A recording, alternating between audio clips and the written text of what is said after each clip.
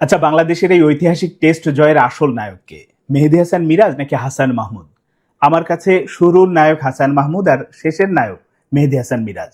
তবে এই দুই নায়কের বাইরেও কিন্তু আরো কয়েকটি পার্শ্ব চরিত্র আছে যাদের অবদানকে আপনি অস্বীকার করতে পারবেন না, খাটো করে দেখার উপায় নেই। এর মধ্যে তানজিদ তামিমের সেই সেঞ্চুরি, অধিনায়ক শান্তর ইনিংসটা, মমিনুলের ইনিংসটা কিংবা মুশফিকের ইনিংসটা, সব মিলে দলগত পারফরমেন্স বলতে যেটা বোঝায় সেইটা দিয়ে অস্ট্রেলিয়ার বিপক্ষে ঐতিহাসিক জয়টা তুলে নিল বাংলাদেশ। ঐতিহাসিক এই কারণে অস্ট্রেলিয়ার মাটিতে বাংলাদেশ এর আগে কখনো কোনো টেস্ট ম্যাচ জিতেনি। এবারই প্রথমবারের মতো অস্ট্রেলিয়াকে টেস্টে হারালো। হ্যাঁ, অস্ট্রেলিয়ার বিপক্ষে বাংলাদেশ টেস্টে জয় আছে, সেটা ঢাকায় মিরপুর শেরে বাংলা স্টেডিয়ামে। ওই টেস্টের পরে এবার এই অস্ট্রেলিয়ার বিপক্ষে অস্ট্রেলিয়ায় গিয়ে হারাবে, এটা যাওয়ার আগে আসলে কেউই চিন্তা করেনি। বিশেষ করে টেস্ট শুরুর প্রথম দিনেও হয়তো কেউ চিন্তা করেনি, ওই হাসান মাহমুদের 6 উইকেটের আগ পর্যন্ত।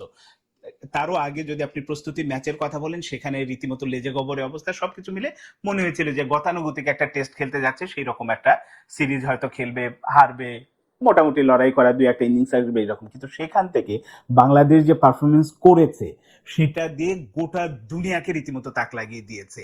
শুধুমাত্র অস্ট্রেলিয়ান সাবেক ক্রিকেটার না, ভারতীয় সাবেক ক্রিকেটার, ইংল্যান্ডের বলেন, নিউজিল্যান্ডের বলেন, বিভিন্ন জায়গা থেকে প্রত্যেককেই কিন্তু বাংলাদেশকে প্রশংসায় ভাসাচ্ছে যে কি অসাধারণ পারফরমেন্স করেছে। কারণ অস্ট্রেলিয়ার মাটিতে যে কোনো প্রতিপক্ষ গিয়ে এইভাবে ডমিনেট করে আসলে ম্যাচ জিতবে, এটা কল্পনা করাও মুশকিল। তারপর বাংলাদেশ সেটা করেছে, এবং এই করার কাজটা প্রথম যিনি করে দিয়েছেন সেটা হচ্ছে হাসান মাহমুদ। ওই প্রথম যখন অস্ট্রেলিয়া ব্যাটিং এ নামে, তার 6 উইকেট এবং অস্ট্রেলিয়াকে যখন 200-র নিচে অল আউট করে দিল, আসলে আত্মবিশ্বাসটা বা মূল জায়গাটা তৈরি করে দিয়েছিলেন হাসান মাহমুদ। তারপরে যখন ব্যাটিং এ নামলো বাংলাদেশ, সেখান থেকে তো তানজিদ তামিমের যে সেঞ্চুরি, সঙ্গে নাজমুল হোসেন শান্ত, মুশফিকুর রহিম, মমিনুলের ইনিংস গুলো দিয়ে ইনিংসটা যখন বড় হচ্ছিল, সেই ইনিংসটাকে মানে অস্ট্রেলিয়ার ইনিংসের চেয়েও যখন বাংলাদেশ লিড নিল, সেই লিডটাকে বাড়িয়ে দেওয়ার কাজটা, মূল কাজটা করেছেন মেহেদী হাসান মিরাজ।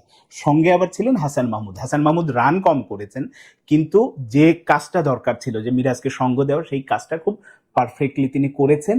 দিয়ে বাংলাদেশের ইনিংসটা মানে 426 পর্যন্ত নিয়ে গেছেন, এবং সেখান থেকে অস্ট্রেলিয়ার সামনে টার্গেট মানে লিডটা দাঁড়িয়ে গিয়েছিল 236, এবং 236 রানে পিছিয়ে থেকে যখন অস্ট্রেলিয়া দ্বিতীয় ইনিংসে ব্যাটিং এ নেমেছে, এবং তৃতীয় দিনেই কিন্তু সেই অস্ট্রেলিয়াকে দ্রুত গুটিয়ে দেওয়ার মূল কাজটা করে দিয়েছিলেন বোলাররা। এবং আমাদের পেস ইউনিট যে দিন দিন অসাধারণ হয়ে উঠছে, নাহিদ রানার অনুপস্থিতি এই টেস্টের শুরু থেকে, সিরিজের শুরু থেকে আসলে বোঝা যাচ্ছিল যে নাহিদ রানা কি না থাকাটা একটা বড় রকম ঘাটতি, কিন্তু সেই ঘাটতি কিছুই বুঝতে দেননি। এখন হচ্ছে হাসান মাহমুদ, তাসকিন আছে, এবাদত আছে, সবাই মিলে অসাধারণ। কিন্তু নাহিদ রানা যদি থাক তাহলে সেটা কতটা ভয়ঙ্কর হতো এবার আসলে টের পাওয়া যাচ্ছে।